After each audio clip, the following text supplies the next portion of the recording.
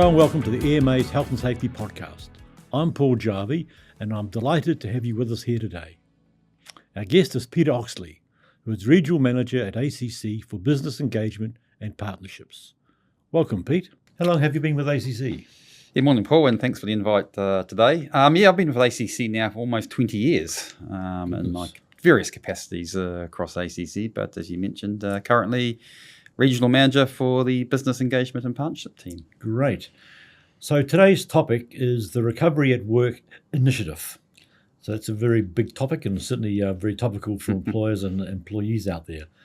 So the first question for you, Pete, is when we talk about recovery at work, what does it mean and what does it look like in practice?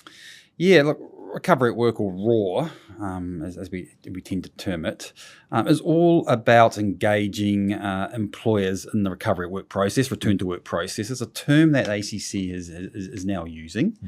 Mm-hmm. It's really important that we engage employers in the return to work process for their injured employees. Mm-hmm. So it's using work as a catalyst for recovery and rehabilitation.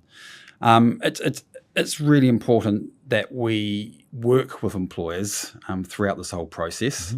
Mm-hmm. ACC, over the last couple of years, understands the importance of working with our business customers. They're a very important stakeholder in the return to work journey. So it's predominantly working with injured employees with sprains and strains, but the concept can be worked with other more complex injuries. Sure. And in practice, there's a few key things that we'll work with the business customer. They're not complicated, but it does require a little bit of time just for the employer to be involved in the raw process. Practically, it does involve senior managers getting buy-in like anything. They need to buy into the recovery work process.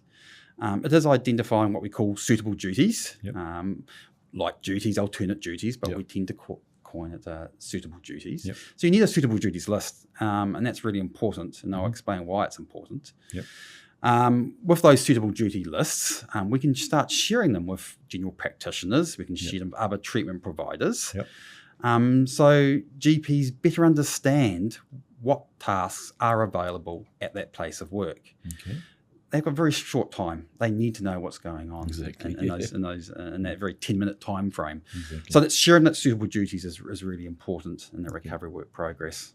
So the employee, the employer, and the treatment provider can work together to move forward. So just to be clear, recovery at work is the new terminology that we would call rehab.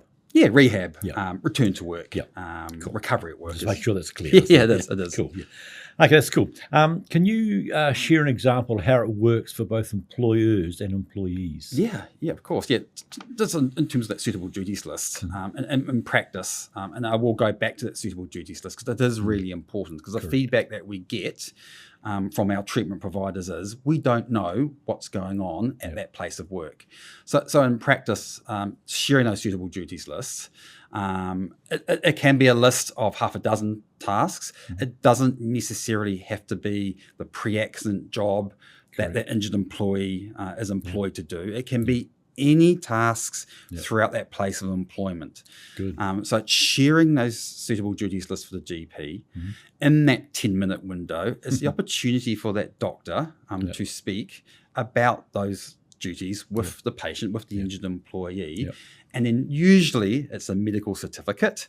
And usually on the medical certificate, they can outline what they can do and what they can't do. So in simplistic terms, that comes back to the employer, whether it's a line manager in a bigger company or if it's a smaller company, so they can have those discussions around what they can do and being positive of what duties they can do in that place of work. Whether that's reduced hours or alternate duties, that's what we're trying to encourage during this recovery at work process. So we've found some really great success around that for employees to share those duties with the doctor to come back in to devise a very simple return to work plan. This doesn't need to be done with ACC's involvement. This is just communication between those three important key stakeholders. And that's what we're really trying to get those key messages across, to empower the employer, to empower the employee, to ensure that injured employee can safely return to work. It's time bound, and it has got clinical clearance as such through the general practitioner. Great. I've heard about ACC's Get Back to What Matters Sooner initiative. What's the thinking behind it, and how does it change the way their members could approach recovery at work for their employees? This campaign's been now running for the last few months on mainstream media and social media as well at the same time. And it's a common theme, just as I mentioned, around empowering employers. All stakeholders have a part to play in the recovery at work journey. This one in particular is encouraging the injured employee to take an active part in their rehabilitation. Majority of our injuries are sprains and strains. Research clearly indicates being active is really important. Staying at home and resting is not usually the cure or the pathway forward for these injured New Zealanders.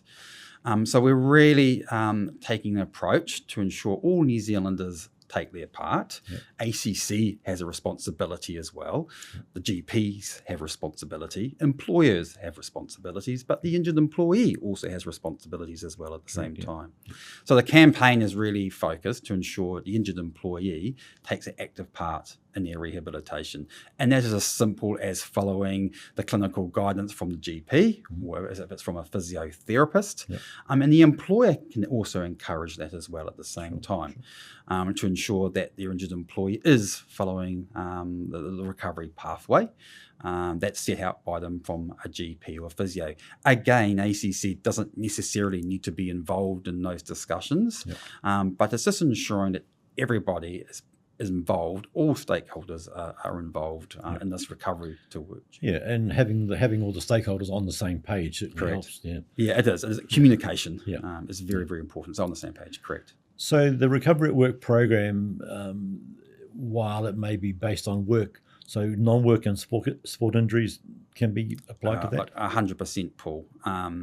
We want to dispel the myth that you're only entitled to weekly compensation and rehabilitation if it's a work injury. Absolutely not. Work injuries, non-work injuries, sporting injuries, injuries that happen in the community, it's across the board. All injuries. All injuries. So it's really important that employers and the injured employee fully understand, regardless of where the accident happened, there is assistance there through the treatment provider pathways, whether it's a GP or a physiotherapist, or if they are an earner at the time of the accident, then weekly compensation as well as applied for work and non-work injuries. So strongly want to get that message across. Great. Excuse me. So why should businesses care about recovery at work, and what difference does it make for both the employer and someone who's been injured? Look, I think start with the employee. Why is important?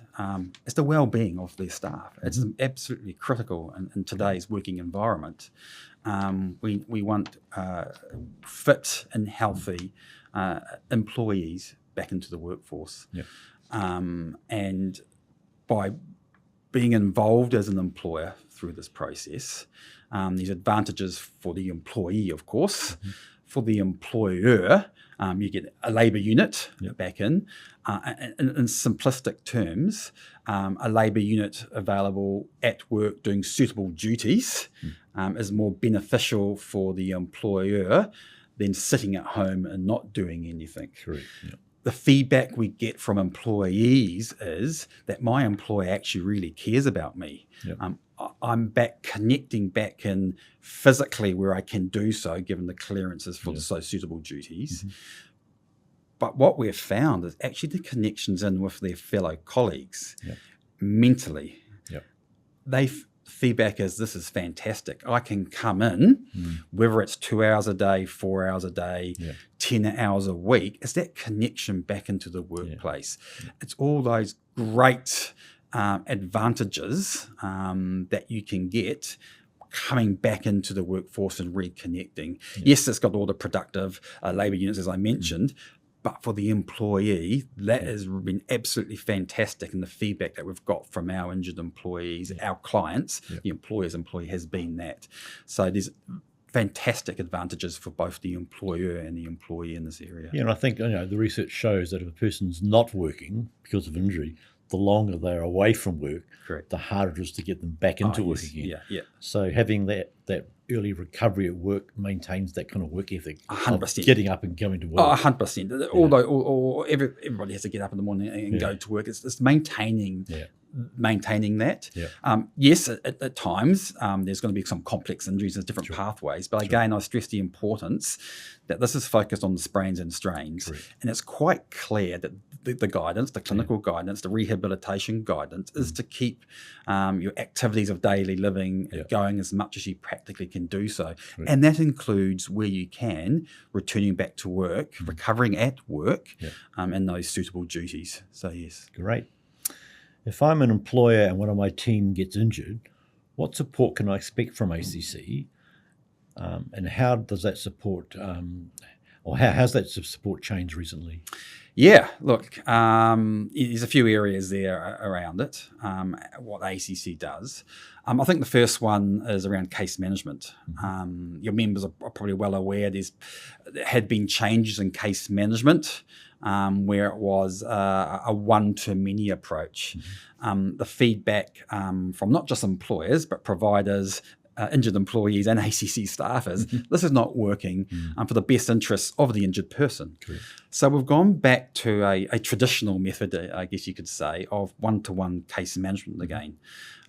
So we call our ACC staff recovery coordinators. So their job is to assist the injured employee, assist the employer to coordinate that recovery at work. Now, for most people who are on ACC and receiving weekly compensation, the expectation is that you will get a recovery coordinator. Now, it's not in all instances because we've got limited resources too, but we are focused, really focused to have that one-to-one support for the injured employee and the employer as well at the same time. So the expectation there is these are welcome calls to the employee as well as to the employer. Now that welcome call may be to the line manager. The employee will provide the details of who we should be contacting. So it could be a line manager or foreman or foreperson. In bigger organisations, if it's a smaller organisation, then probably it's the owner operator is the direct line manager. So then we'll do a welcome call to that manager. The reason why we do those welcome conversations for both the employee and the employer is to set a recovery plan up for all parties. And you mentioned before, everybody has to be singing from that same song sheet, and we need everybody working together, the key stakeholders, for a clear time-bound rehab pathway going forward along those lines. Just one thing I will also mention, we also have our digital platform, My ACC for Business, digital platform for all employers. And regarding recovery at work, we do have live time information for the employer for work and non-work claims for every employee who is receiving weekly compensation. So we have that digital platform available there for employers. It's, the employer can delegate who sees what because it's confidential information and it's very important, privacy and confidentiality, but the ability is there. We're always trying to improve that platform. In terms of enhancements, there is high-level medical certificate information on there as well at the same time, and a duration of that medical certificate. So there is other options there for the employer. We all live in a digital environment. We understand the importance of digital now as well. Excellent, well done. There's a lot of talk about medical certificates. How's ACC working with GPs and other healthcare providers to make sure that these are used in the right way? No, 100%. We've already mentioned the importance of GPs. I guess the first thing is my colleagues who work with the providers, work with the GPs, work with the specialists, have worked with all these major associations, whether it's the Medical Council or the Orthopaedic Surgeons equivalent of that. We're continually providing education. They're providing us as well at the same time education and training in partnership together. The practitioners, the specialists fully understand the importance of their role in the recovery at work journey. We understand, and we will understand that the more factual information that is provided to the GPs and the specialists in particular, because they're the ones who are issuing the medical certificates, the more factual information that the employee and the employer can provide, a more balanced medical certificate is usually the outcome of that. We've done a lot of work with both the GPs and the specialists around the definition of fully unfit, fit for selected work, and what is fully fit. So those have been shared and been worked on together over the last 12 to 18 months. We've also have dashboards for orthopaedic surgeons, so they can see where they rank between across their peers in regarding medical certification. We're just about to launch something similar for GPs as well, a dashboard. We are now working towards, it doesn't seem high, but we're now working towards 40% of all med certs are now fit for selected work. That has increased over the last 12 months. Because if we have a fully unfit medical certificate, and rightly so, there might be times where it's fully unfit for more complex ones. But if I focus on the sprains and strains again, and I talk about the research indicates that you have to sort of participate in activity, we're trying to shift that dial to some extent for the sprains and strains in particular, especially these practitioners working towards that fit for selected work med cert. Because when you get that fit for selected work med cert, the door opens around those suitable duties. We're doing a lot in this space around training and education for these practitioners. One thing I also will mention is our vocational providers assisting in our stay-at-work programs. We've just completed a roadshow right across the country of all our contracted stay-at-work providers. They're fully on board as well in regarding the recovery at work and how important it is that the part they play also in the recovery at work journey. And we can probably touch on the stay-at-work program soon and what it is. But I guess just to wrap it up in this area, we're working very hard in partnership with those key medical providers and vocational providers together to ensure that the injured employee gets the treatment at the right time, of course, but also can progress back into selected duties at the appropriate time. Because it's the best for the well-being of the individual as well at the same time. And I guess from the employer's perspective, the med cert is their first formal notification that something's going on, and it's the gateway to the claim. So it's really important for them. 100%. And I won't chuck too much terminology, but the ACC 45 is the claim lodgement form and also doubles up as the medical certificate. So that automatically, in today's environment with digital, goes from the provider through to ACC. And then subsequent medical certificates is the ACC 18. They're absolutely critical in the journey for that injured employee. Make sure you request a copy from an injured employee for multiple reasons. And that's also shared with ACC. But that certificate is really, really important. So from an employer's perspective, what advice would you give them in terms of receiving those forms, reading them and understanding them? Look, I can't stress the importance of the medical certificates. In today's modern environment, taking a photo on the injured employee's smartphone and forwarding it through to the line manager, if that's what it needs to take to get it, then so be it. It's so important that medical certificate is shared. Now, I did mention My See for Business. We do have information there in its lifetime, but it's limited. But it's so important because that medical certificate is a gateway for recovery at work. It provides reassurance, confidence for the employer, for the line manager, for that injured employee to return to work if it's fully fit. If it's fit for selected work, it should outline what they can do and what they can't do. And if they're not sure, I mentioned those suitable duties list before. We want employers, we want the line managers to share those suitable duties lists back to those GPs, to the specialists. We are not sure of what that medical certificate is. Now, it's really important that if you're not sure, to ask those questions back to that practitioner. Cool. So we have been talking about suitable duties. So if you'd just like to give us a bit of an outline as to how an employer can develop a suitable duties list. Yeah. Because I think that's once the person's been injured, the next thing is, well, where can you work? Yeah, definitely. Look, and we get asked that question quite a lot. Yeah. And then we simply say, you have all the answers, Mr. Mrs. Employer and Mr. and Mrs. Employee, because you know the tasks and duties that occur at your work. You need to sit down collectively. Now, in bigger organisations, we tend to say health and safety committees is fantastic activity for them to discuss suitable duties across the business. And I said before, it doesn't necessarily mean the pre-accident job that person is employed to do. It could be any suitable duties across the whole employment. And that includes, mentoring, buddying, supporting younger employees. It can mean modified hours. If it's a typical 8-hour day, modify it to maybe a 4-hour day a week. It's looking at other duties and tasks that an employee can do.